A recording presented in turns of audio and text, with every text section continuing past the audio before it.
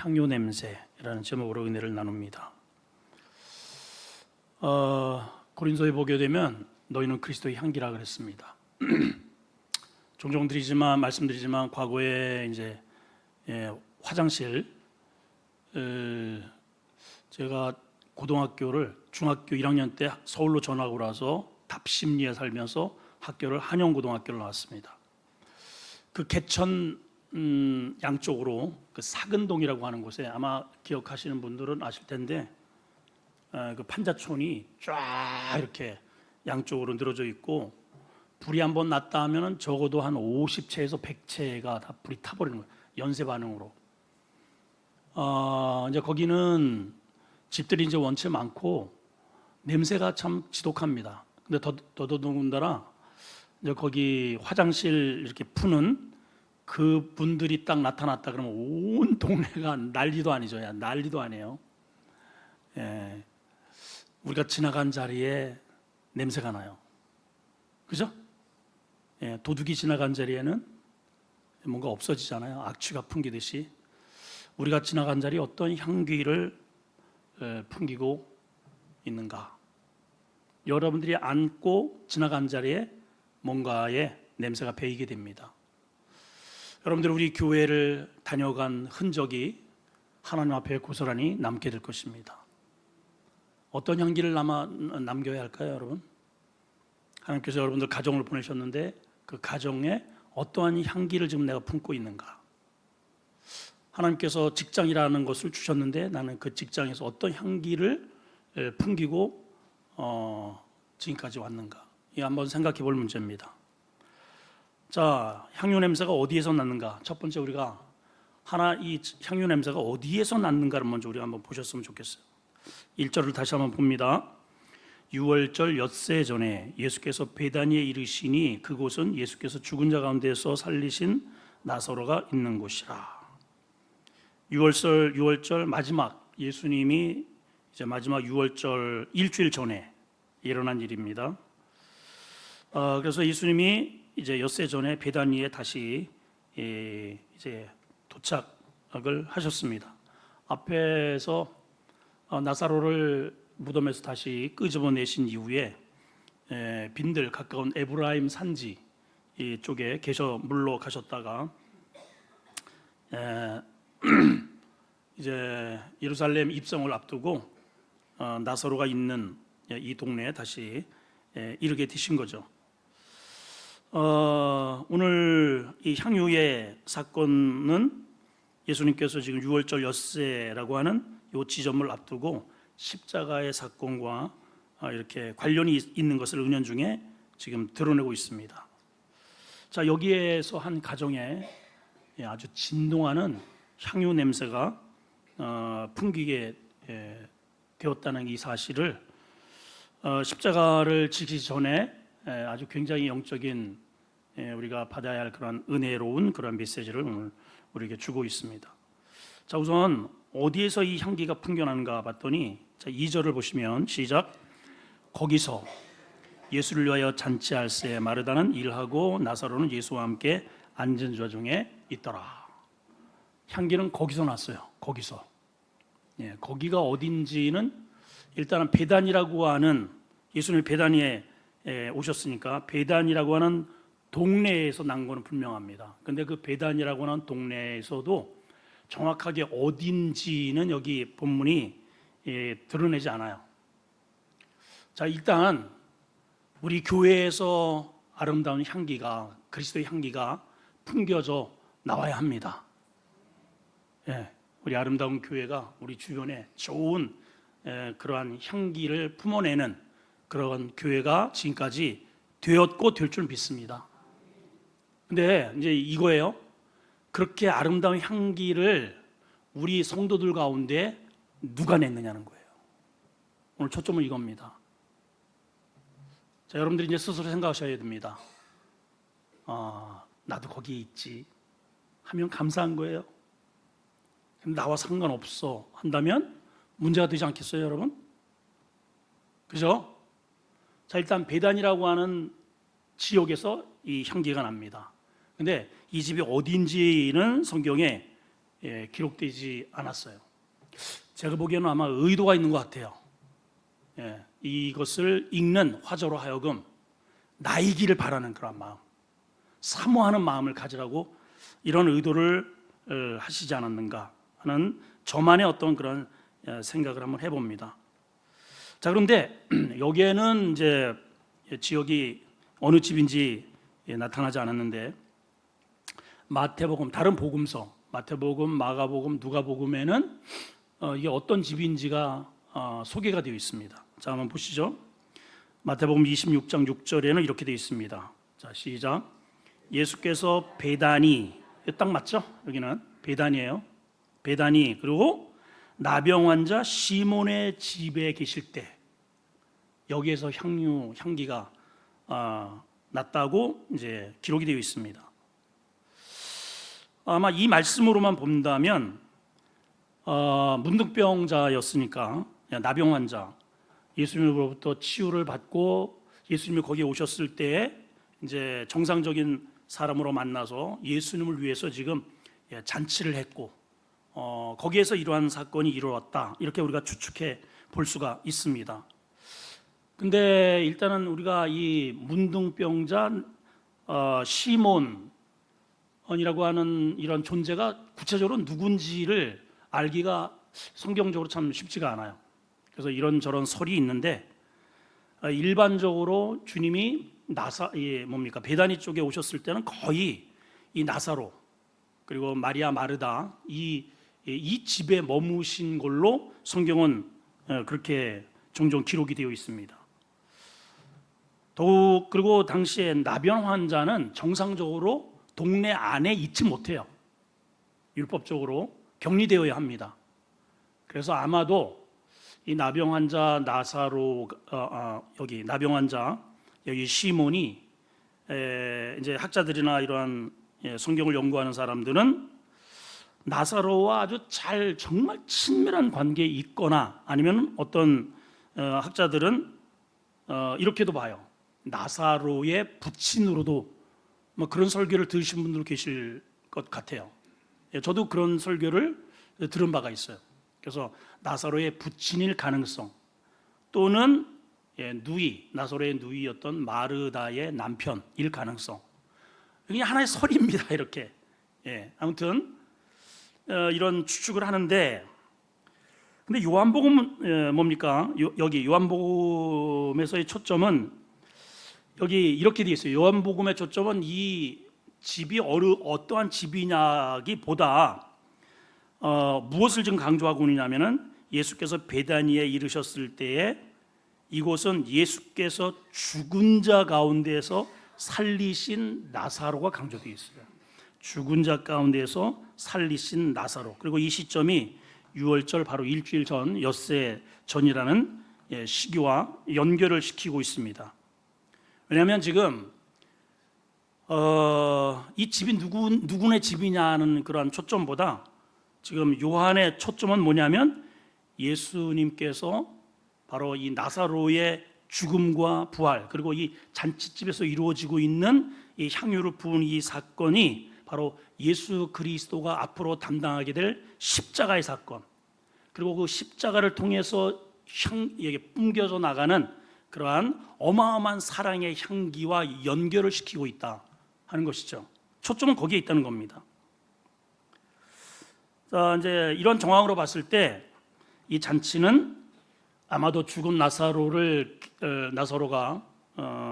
어쨌든 다 추격을 해봐도 뭐 예를 들어서 뭐 나사로의 아버지다, 아니면은 누이 마르다의 남편이다. 그래도 어쨌든 그 집안이잖아요.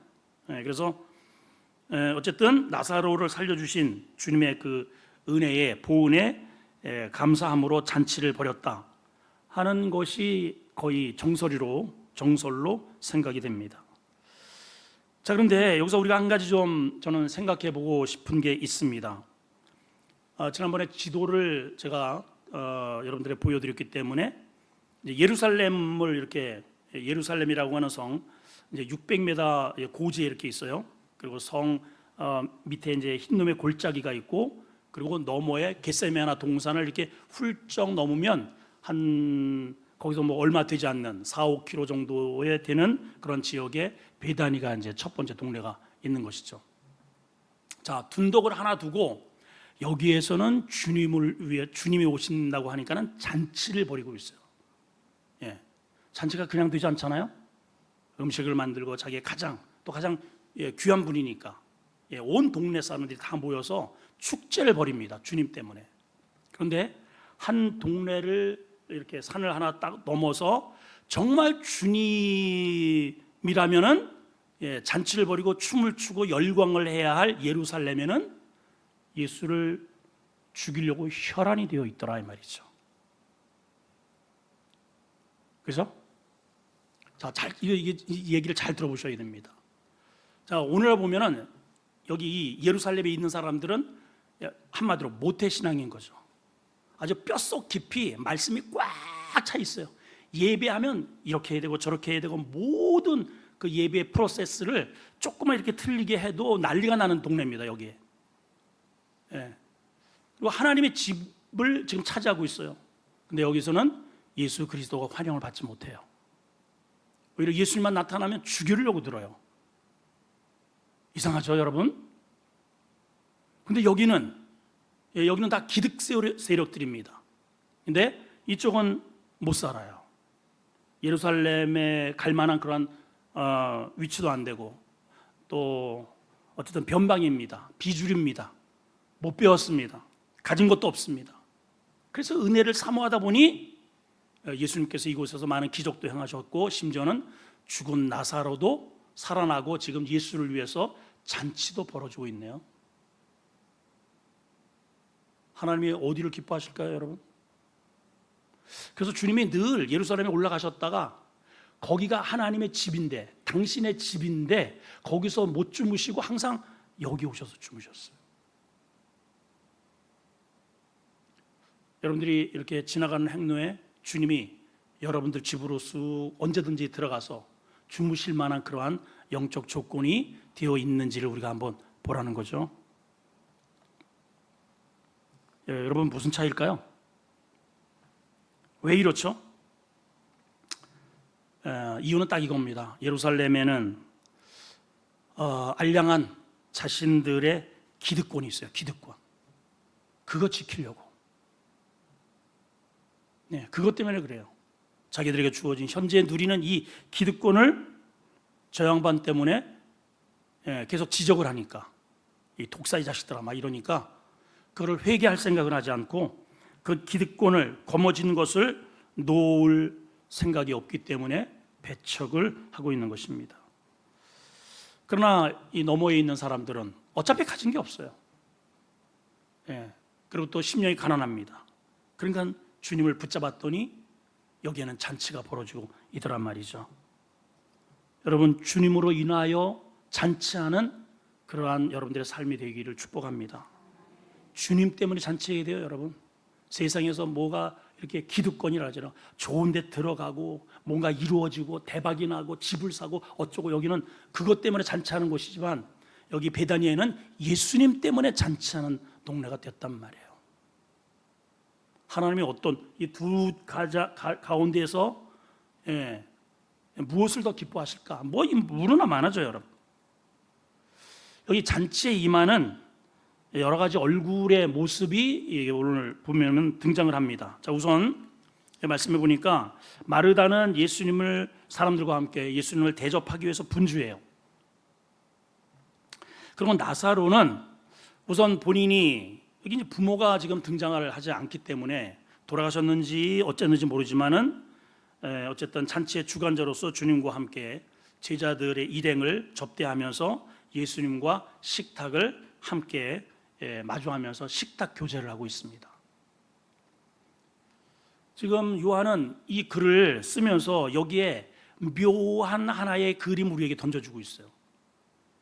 성경에 나오는 이런 모든 것들은 그냥 하나의 롤플레이 같이 이렇게 지나가는 그러한 것이 아니고 특히나 십자가를 앞에 두고 또 주님이 이 땅에 오셨을 때의 구속사를 이루기 위해서 그 하나하나의 어떤 사건 속에는 반드시 우리에게 던져주는 메시지가 있습니다. 모형이 있고 그림이 있어요. 여기에서 보여주는 그림은 뭔가, 무엇을 예표하는가? 여러분 한번 생각해 보세요. 만약에 그냥 모르는 사람이 나사로라고 하는 존재에 대한 그러한 그 중간을 이렇게 뚝 잘라서 모르고 지금 예수님과 함께 식탁 교제를 하고 있다면 기절초풍할 일입니다, 여러분. 왜 그럴까요? 죽었잖아요, 여러분. 죽었어요, 나사로는. 동네방네 다 소문나가지고 지금 유대 땅에서까지, 예루살렘에서도 많은 사람이 와서 위로하고 이미 끝났잖아요. 장례 끝나고 돌아간 사람들도 많아요. 무덤에서 지금 오죽하면 예수님이 그 문을 열라고 하니까 이 가족들조차도 지금 썩어서 냄새 나는데 안 됩니다. 막았던 자입니다. 그죠? 근데 지금 예수님 앞에 떡하니 앉아서 두런두런 대화를 하면서 무슨 얘기를 했는지 모르지만 어쨌든 그러한 그 흥분되고 뭐 여러 가지 그 얘기를 했겠죠. 죽었을 때, 죽은 다음에 이 사람의 그러한 어떤 상태라든가 어쨌든 3일이 있었으니까 그러한 영적인 깊은 대화를 분명히 나누지 않았을까 추측이 가능하잖아요. 그죠? 근데 그가 예수 그리스도의 말씀 듣고 부활하고 살아나서 지금 식탁 교제를 하고 있단 말이에요. 이걸 우리에게 한 장의 그림으로 지금 요한이 보여주고 있어요.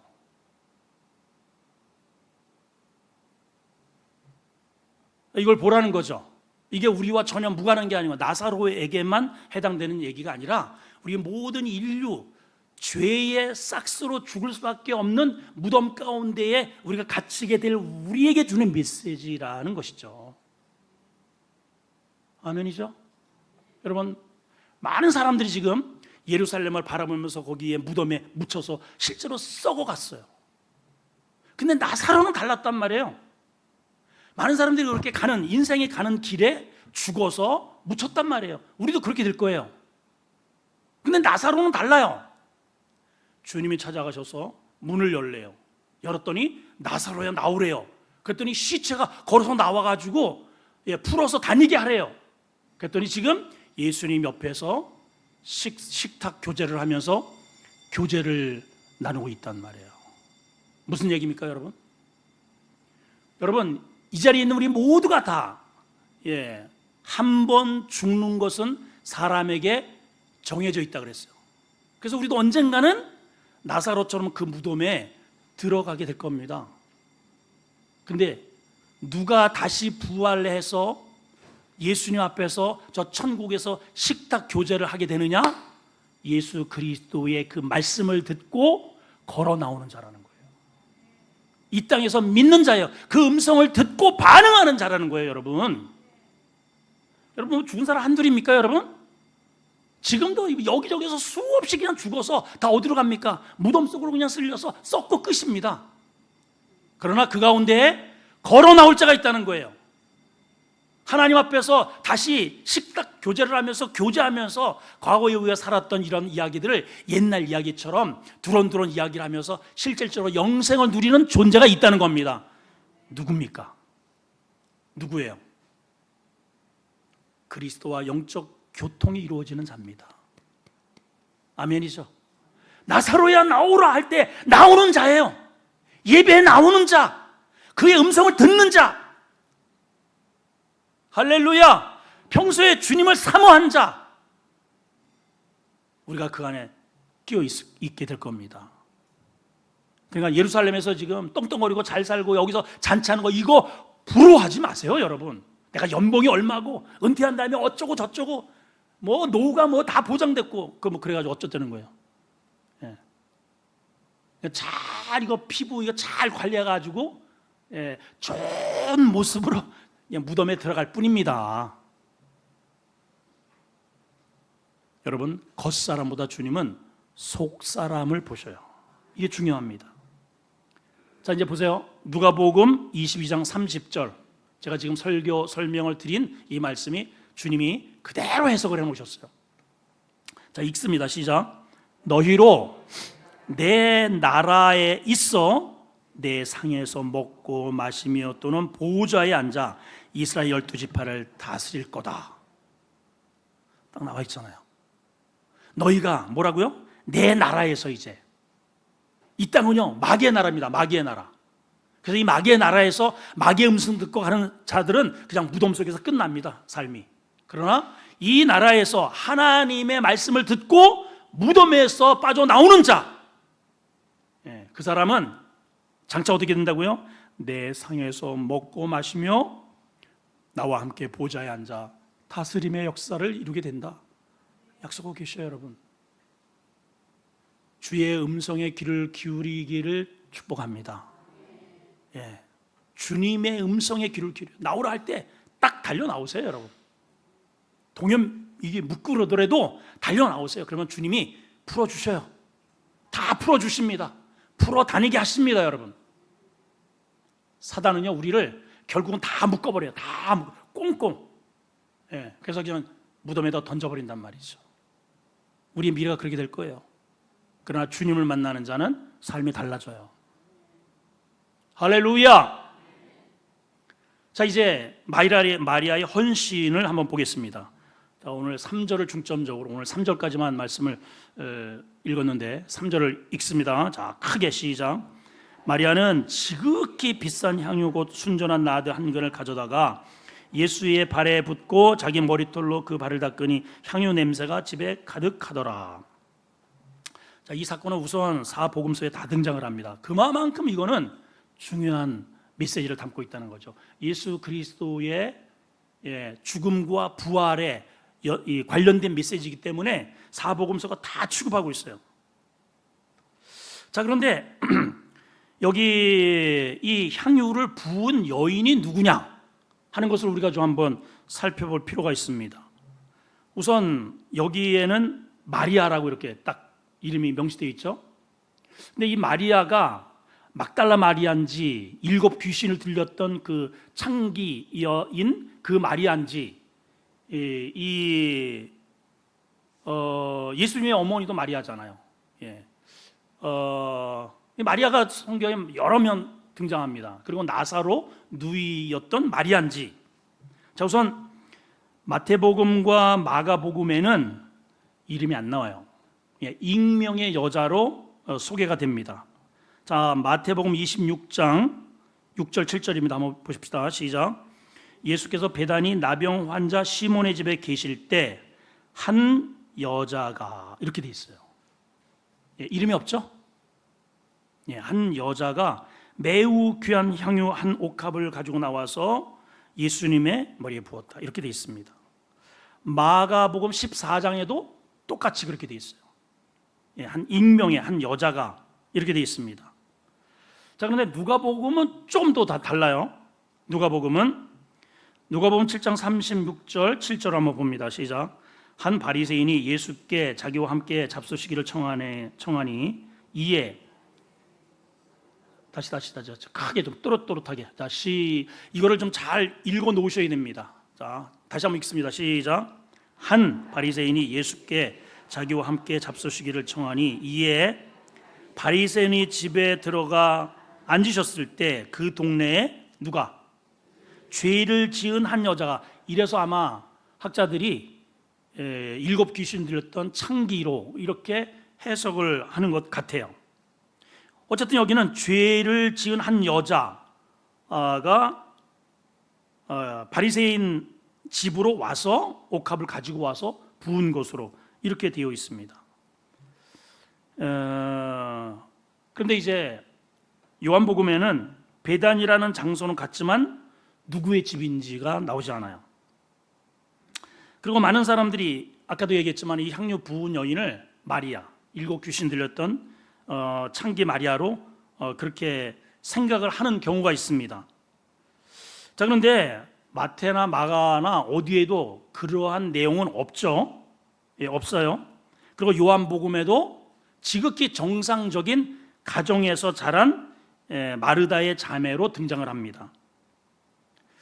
자, 누가복음만 조금 이제 다르게 동네에서 죄를 지은 여인으로 그렇게 소개를 했는데, 그렇다고 해서 이 여인이 그렇게 뭐 창기였거나 그렇게 우리가 상상하기는 좀 어렵습니다. 자, 문제는 왜 이렇게 같은 사건을 다르게 이렇게 해석을 하고 있을까 하는 점이에요. 이 여인도 그러하거니와 마태복음이나 마가복음에는 어디에다가 보냐면은 여기 좀 누가복음이나 요한복음에는 예수님의 발에 붙는 걸로 나와요. 근데 마태복음이나 마가복음에는 예수님의 머리에 부은 걸로 나옵니다. 예. 자, 한번 확인해 봅시다. 마태복음 26장 7절 시작. 한 여자가 매우 귀한 향유 옥합을 가지고 나와서 식사하는 예수의 어디다 부어요? 머리에 부었어요. 자, 누가복음에는 어디다 문제 보세요. 시작. 예수의 뒤로 그 발 곁에 서서 울며 눈물로 그 발을 적시고 자기 머리털로 닦고 그 발에 입 맞추고 향유를 어디다 부었어요? 예, 발에 부은 거예요. 예. 왜 이렇게 다르죠? 같은 사건임에도 불구하고 머리에 부었다, 발에 부었다, 뭐가 그렇게 중요한가? 이건 하나의 관점입니다. 여러분들이 읽을 때 헛갈리지 않게 잠시 이렇게 풋노트를 좀 해드리면, 자, 여러분들이 알아야 할 것은 마태나 마가는, 특히 마가는 예수 그리스도를 어떠한 관점으로 봤냐면은 이 땅에 왕으로 오신 분으로 봤어요. 이해가 되세요? 그래서 마태복음에는 왕의 족보로 출발을 합니다. 다윗의 왕, 아브라함과 다윗의 계보로 해가지고 왕의 계보로 이 땅에 왕으로 오신 예수 그리스도. 그래서 왕은 머리서부터 보여야 됩니다. 기름을, 향유를. 그래서 그런 인식으로 그렇게 성경을 기록을 똑같지만은 그렇게 한 것이고, 누가복음은 누가는 의사입니다. 그 의사가 특징이 뭐예요? 굉장히 논리적이고 합리주의자예요. 마태는 철저히 유대주의자입니다. 그러니까 논리고 뭐고 이런 거 다 필요 없고, 그는 그냥 정서가 우리 이 민족, 이 계보가 하나님의 선민이고 그 선민 위에 하나님이 계시고 왕으로 이 땅에 오셨다. 이거는 거부할 수 없어요. 그분을 뭐 노예나 인간이나 종으로 절대로 생각할 수 없어요. 그건 끔찍한 일입니다. 그렇죠? 근데 누가는 더군다나 이방인에다가 의사입니다. 그래서 예수님께서 이 땅에 오셔서 한 일을 가만히 보니까는 그냥 인간으로 오신 거예요.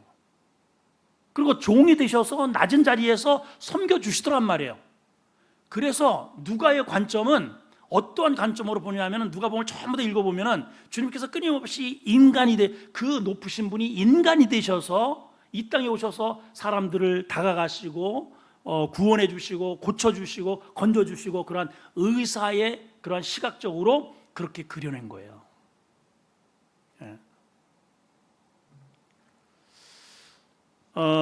그러나 이제 요한은 조금 그 과정 속에서도 요한이 가지고 있는 또 다른 독특한 요한의 관점이 있습니다.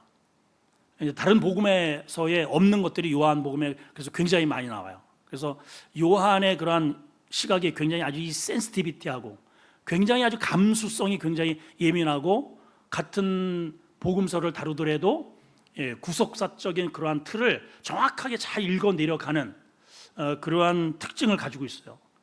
그러니까 이제 이런 똑같은 어떤 사건을 취급하는 데서 어떤 시각으로 보는가에 따라서 그래서 내용이 좀 달라진 겁니다. 여러분들이 그런 것들을 염두를 해서 읽으시면 별로 그렇게 뭐 혼란이 되지 않아요. 그러니까 이제 요한의 관점은 뭐냐? 역시 이 땅에 예수님께서 오셨는데 특별히 종으로 오셨는데 어떠한 종이냐 하면 바로 예수님께서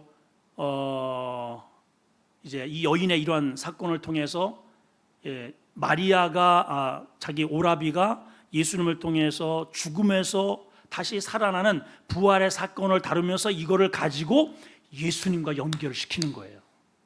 그러니까 한 단계 더 나가요. 요한은 굉장히 영적이고 굉장히 심도 있게 예수 그리스도의 그러한 구속적인 그런 은혜를 깊이 있게 다룹니다. 그래서 그거를 그렇게 엮어요. 그래서 요한복음이 굉장히 깊다는 것이죠. 자, 그래서 이 여인이 이 헌신노를 보게 되면 먼저 순전한 나드 한 근을 가지고 왔다, 이렇게 소개를 합니다. 여기 나드 한 근, 나드라는 것은 인도산 나르드 식물의 야생 뿌리를 그걸 잘 말려가지고 축출을 합니다. 굉장히 구하기도 힘들고 어떻게 평민이 이것을 가지게 되었을지는 이게 그래서 미주수예요.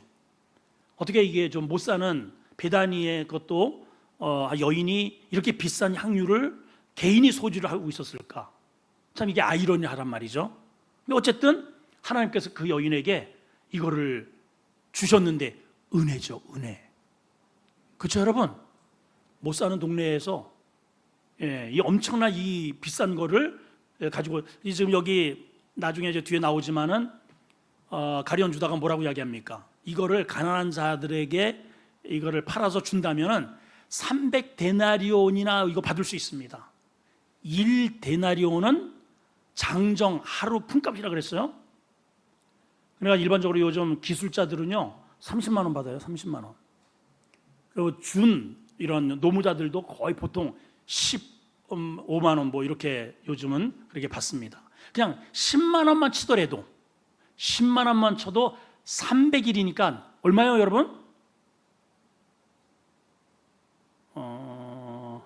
9구단을 2828, 482, 558 3천만 원 여러분. 그죠? 1년 연봉이에요. 300일치 하루에 10만 원 3천. 만약에 거기서 조금 더 뭐 한 20만 원씩 받았다. 그러면 6천. 기술자라서 한 30만 원 받았다. 기하 급수적으로 돌아가. 적은 돈이 아니에요, 이게. 더군다나 못 사는 동네 아니에요? 근데 그거를 들고 와서 뚜껑을 팍 열은 거예요. 이 여인이 이것을 어떤 목적으로 들고 있었는지는 모르죠. 아마 이거를 장롱 속에 잘 고이 간직하면서 자기의 미래를 생각했겠죠. 전 재산일 수도 있습니다. 자기에게 미래일 수도 있고.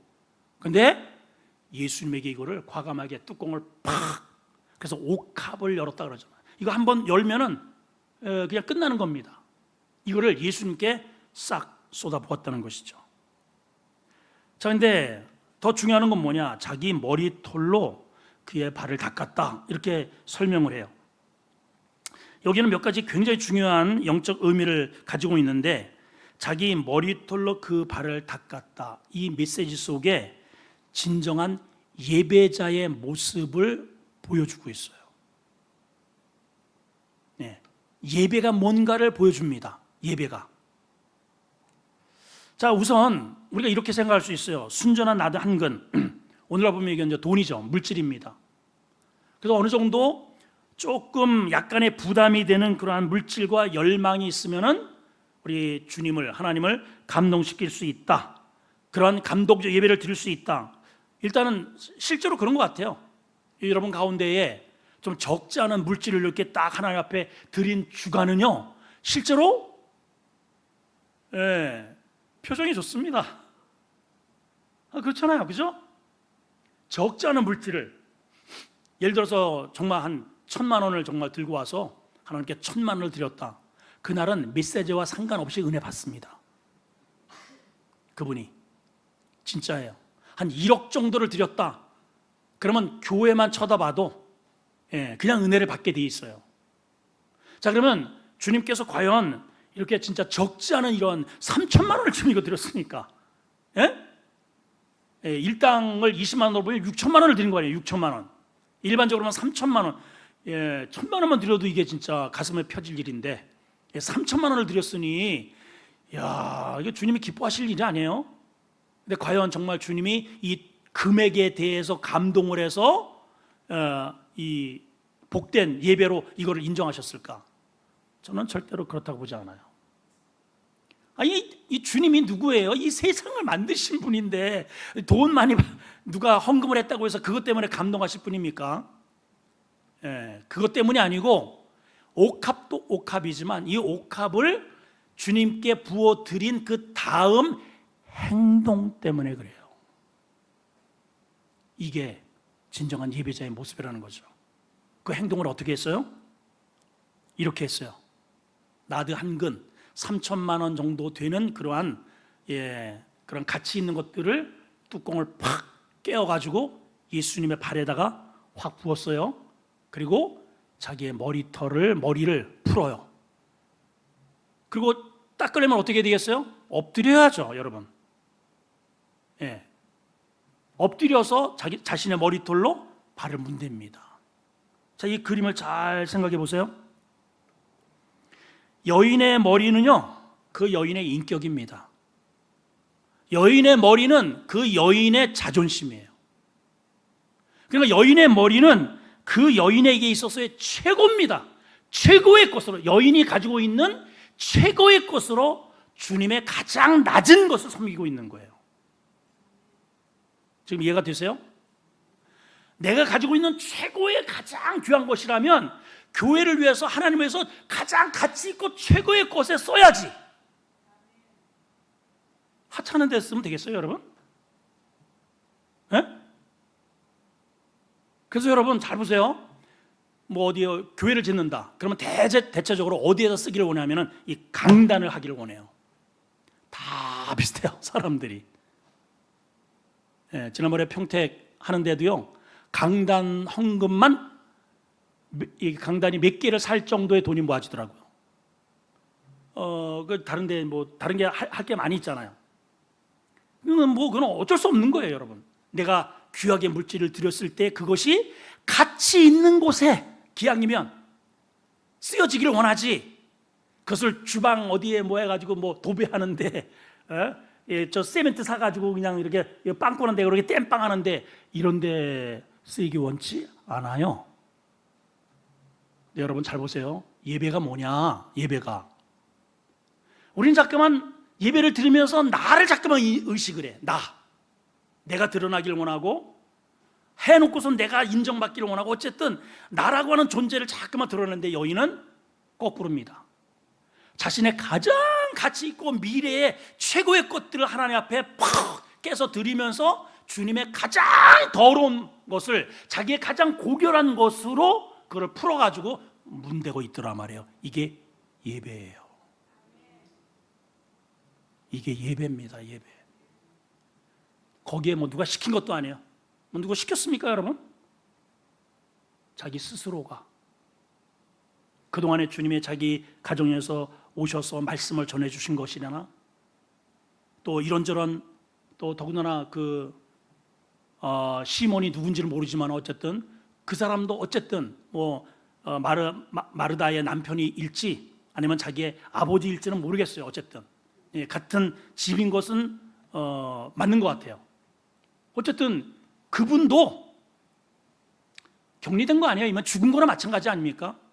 근데 이 예수님이 새롭게 하셨잖아요. 살리셨잖아요. 그죠?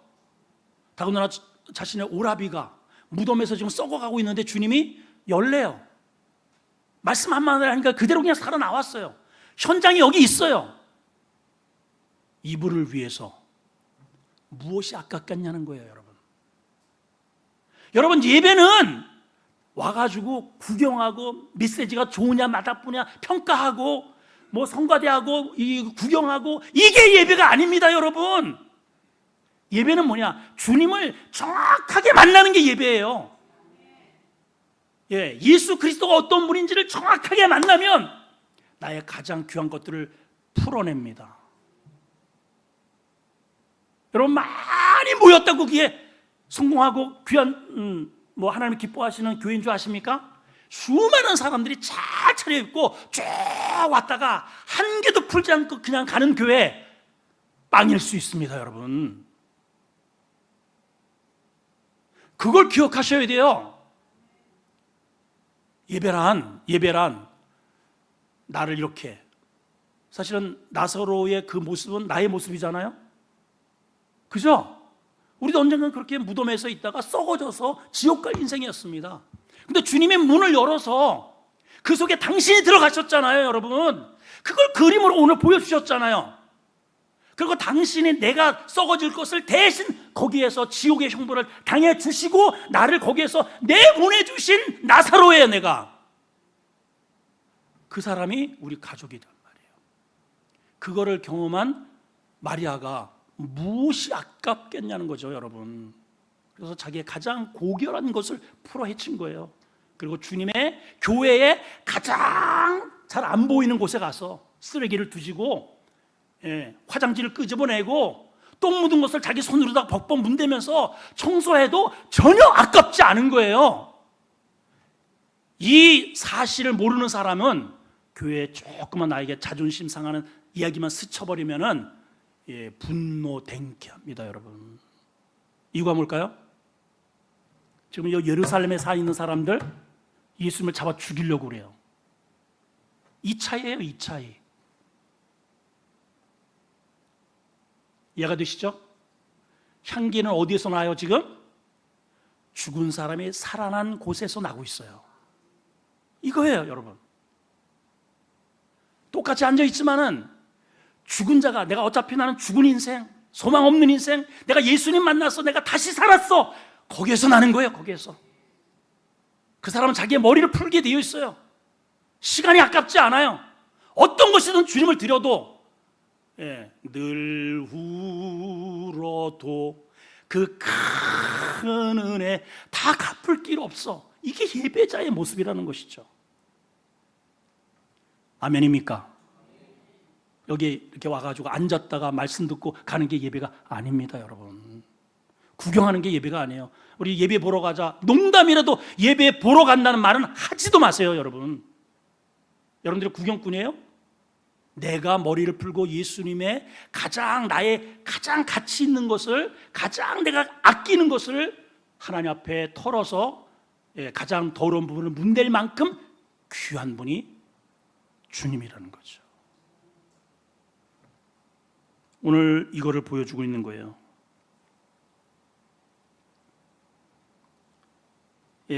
진정한 예배자의 모습. 두 번째는 예수님의 장례를 준비한 행동이었다는 겁니다. 원래는 자 보세요. 지금 이게 이 분위기가 잔치 분위기잖아요. 여기서 주님이 살았대. 어쨌든 막 저기서 전부 다 여기에서도 그 얘기, 밖에서도 그 얘기예요. 예수님이 세상 어떻게 다 썩었을 텐데 어떻게 살아나가지고 저 안방에 지금 이렇게 하는 거 봐봐. 지금 나사로잖아. 전부 다 잔치 분위기예요. 그런데 그렇게 잔치 분위기가 한참 있는데 마리아가 불이 나게 어디 가지고 이렇게 슉 어딜 가더니 막 그냥 예수님 거기 잔치 문을 확 열더니 주님 앞에 쑥 들어가네요. 사람들이 갑자기 시선이 저 지금 뭐 하는 거야? 그러더니 예수님 발 앞에 이렇게 딱 엎드리더니 옥합을 갖다 퍽 깨뜨려요. 그리고 콸콸콸콸콸콸 봐요. 사람들이 보잖아요 지금. 어머 저 여자 지금 뭐 하는 거야? 뭐 그냥 말할 사이도 없이 이렇게 그냥 콸콸콸 쏟아붓습니다. 그러더니 자기 머리털이 해가지고 막 푹푹 이렇게 문대고 있어요. 옆에서는 이제 막 씩씩대죠. 다음 주에 우리가 살펴볼 내용인데 이걸 가난한 자에게 했으면 이만큼 돈을 할 때인데 뭐 하는 거냐고. 근데 주님이 이런 말씀을 하십니다. 가만히 돌아. 이 여자가 나에 대해서 잘하고 있는 것이라 그래요. 뭘 잘하는 거예요 이게? 주님의 장례를 준비하는 모습이라는 거예요 이게. 사실은 잔치와 장례는 전혀 어울리지 않아요 지금. 향유를 발에 붓는 것은 시체에다가 붓는 거예요 시체. 근데 어쨌든 잘 보세요. 과연 마리아가 예수님이 이제 일주일 뒤에 십자가에 모진 고난을 받고 돌아가셔서 다시 부활할 것을 알고 이걸 했을까요? 저는 그럴 가능성은 없다고 봐요. 다만 오라비를 살리고 시몬을 문득병에 걸려서 그렇게 살리고 이러한 또 오셔서 천국 말씀을 전해주시고 그 엄청난 사랑에 반응해서 자원하여 했는데 이 귀한 사랑이 결국은 하나님 나라에 봤을 때는 나사로도 그랬지만 이 마리아를 통해서 이 지금 온 가족을 예수 그리스도의 구속의 사역의 일환으로 하나님께서 이 행동조차도 그렇게 사용하고 계시더라는 거죠. 무슨 얘기입니까? 내가 하나님 앞에 진정으로 드려지는 그러한 예배는 하나님의 구속의 역사를 이루는 그러한 도구가 된다는 뜻입니다. 아멘이요? 마리아가 그런 것을 알고 있었으면 더 정성스럽게 했겠죠. 근데 모르고 했어요. 근데 모르고 한 그 정성이 예수 그리스도의 장례를 준비하는 초유의 여러분들이 말하기에 이것이 주님의 장례라면 다 나오죠. 다 나오죠, 여러분. 그 안 할 사람이 누가 있겠어요? 나라도 땅이라도 팔아서 갖다 붙지. 근데 몰라요. 근데 모르고 진짜 그렇게 장례 때나 이거를 열어가지고 어차피 돌아가셨잖아요. 부모가 돌아가시고 근데 자식이 아니면은 어쨌든 내 지인이 했으면 뭐가 아깝겠어요, 여러분.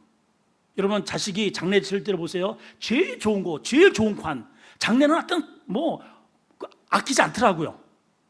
그렇죠? 대답이 없다 여기는. 그렇죠? 진짜 그래요, 여러분. 예, 장례는 그래요. 장례는 아니 살아계실 때 다들 그래. 그럼 살아계실 때 좀 저렇게 하지. 돌아가신데 왜 이렇게 울고 불고 난리치고 뭐 어째라 저째라 뉘어라 마라 뭐 산을 어디에 그 뭔 소리야 그게. 근데 마리아는 그러한 정보 이런 정보 하나도 없고 순수하게 예수님에 대한 사랑의 발로 의해서 시체에나 바를 수 있는 그런 엄청난 그런 헌신을 살아있는 주님의 발에다 부어버렸다니까. 이해가 돼요 지금? 이거 이해가 돼야 돼요 이게. 예. 죽어서나 배려를 받는 그래요. 죽어서라도 좋은 데 가서 그래야 이게 가능한 일을 주님의 사랑을 받고 살아 계셨을 때 뭐 주님의 장례를 준비하는 것도 몰라요. 근데 그렇게 그 헌신이 결국은 하나님의 구속 사역을 하게 되는 엄청난 일에 쓰임을 받더라 이 말이에요. 자, 마지막 세 번째는요. 진정한 예배는 향기를 나게 합니다. 따라합시다. 진정한 예배는 향기롭게 한다. 어디를요? 이제 써놨잖아요 저기다가. 좀 이렇게 대꾸 좀 하세요. 대꾸 좀. 자, 다시 한번. 진정한 예배는 향기롭게 한다. 어디를? 세상이 어디예요? 내 옆이에요. 내 옆에. 내 주변 사람을 내가 진정한 예배자가 되잖아요. 그러면 주변 사람이 나에게서 향기를 맡아요. 자, 여기 말씀이 이렇게 짤막하게 되어 있습니다. 붓고 머리털로 미니까 향유 냄새가 어디에? 집에 가득하더라. 영어로는 full 이렇게 되어 있어요. full 꽉 채워졌다는 거예요. 입구까지. 조기는 나는데 조기는 안 나고 이런 게 아니에요. 여기가 꽉 찼다는 거예요. 향유 냄새가. 근데 이거는 단순히 이러한 물리적 향유의 냄새라기보다 이 여인의 헌신의 아름다운 향기입니다. 그래서 주님이 뭐라고 말씀하셔요? 예, 복음이 전파되는 곳에 이 여자의 행한 일을 말하래요. 기념하래요.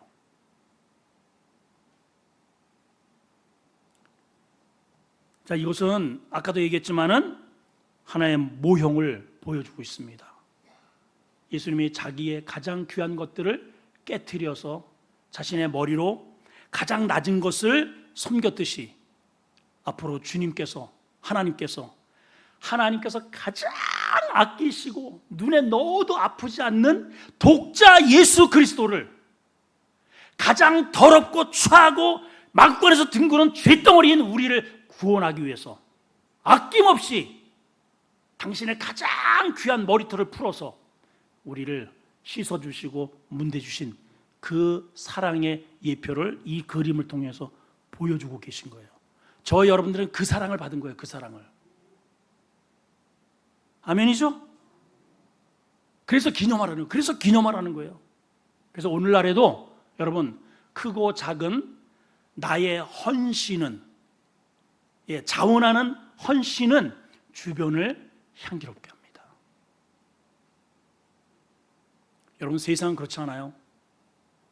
가인부터 보세요. 가인. 아담과 하와 부모가 두 사람이 하나님의 말씀을 어기고 범죄했잖아요. 그리고 낳은 아들이 가인과 아벨입니다.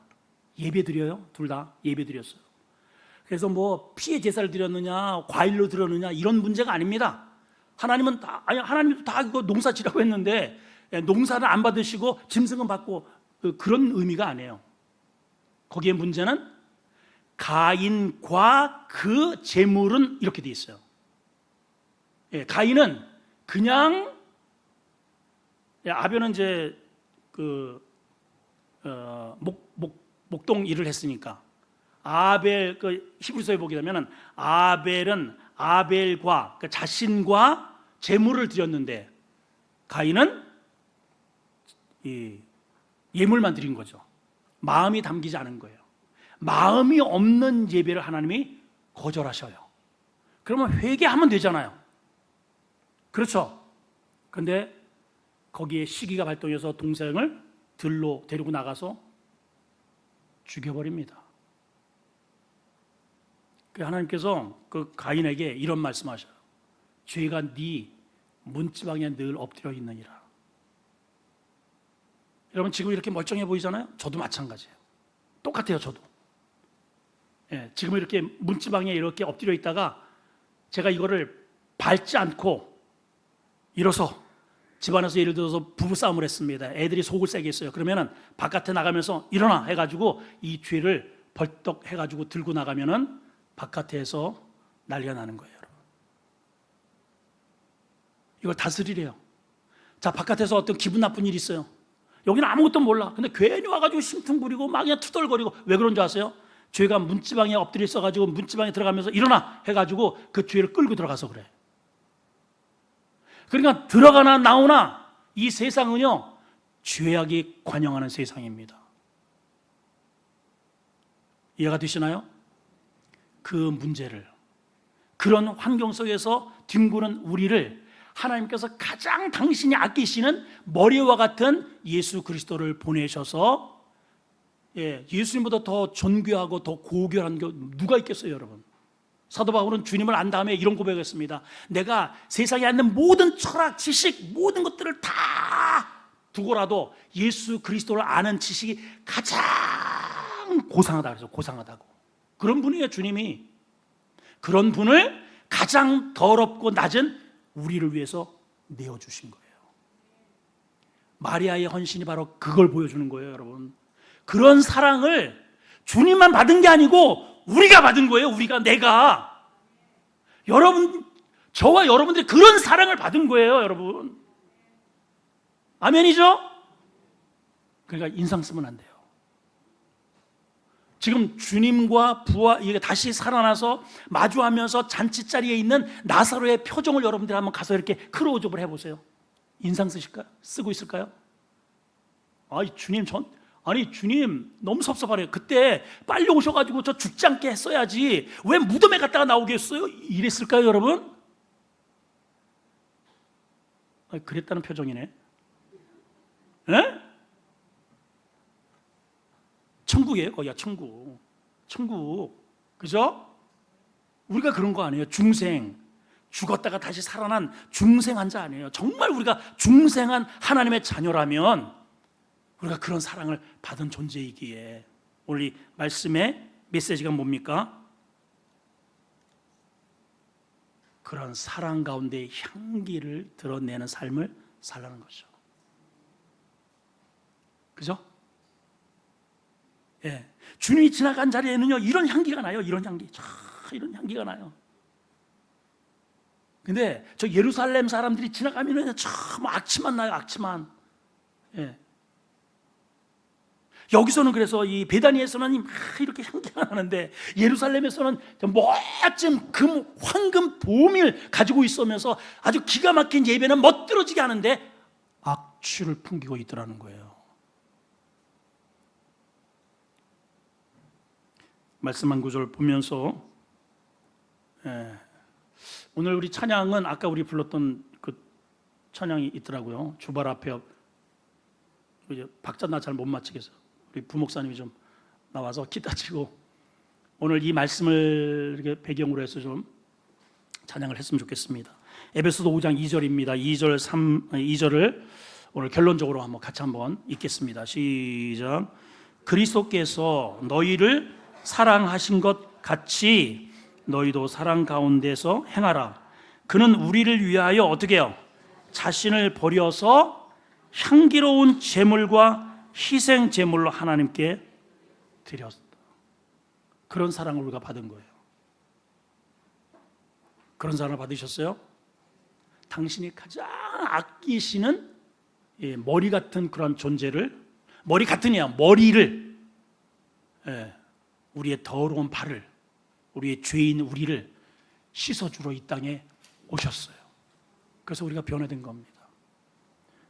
우리가 같이 한번 찬양합시다. 주발 앞에 무릎 꿇고. 주발 앞에 무릎 꿇고 그 사랑에 나 안긴네. 어떤 말도 그 어떤 소리도 그 앞에서 잠잠하지네. 주 나의 사랑 그 바람에 앉아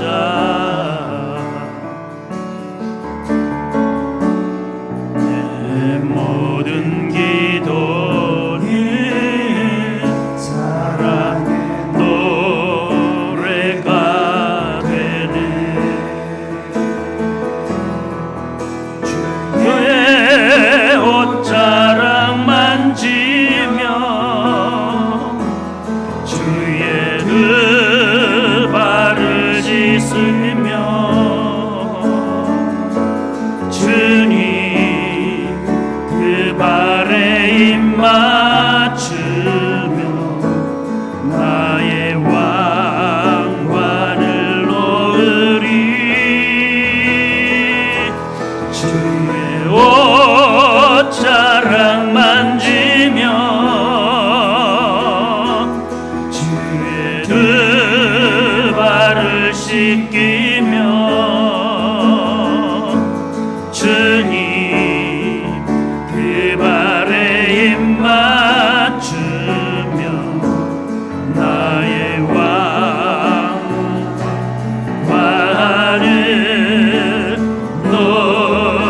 놓으리. 주의 옷자락 만지면 우리 큰 소리로 전해. 옷자락 만지며 주의 두 발을 씻기며 주님 그 발에 입 맞추며 나의 왕관을 놓으리. 우리 두 손 높이 들고 옷자락 만지며 주의 두 발을 씻기며 주님 그 발에 입 맞추며 나의 왕관을 놓으리.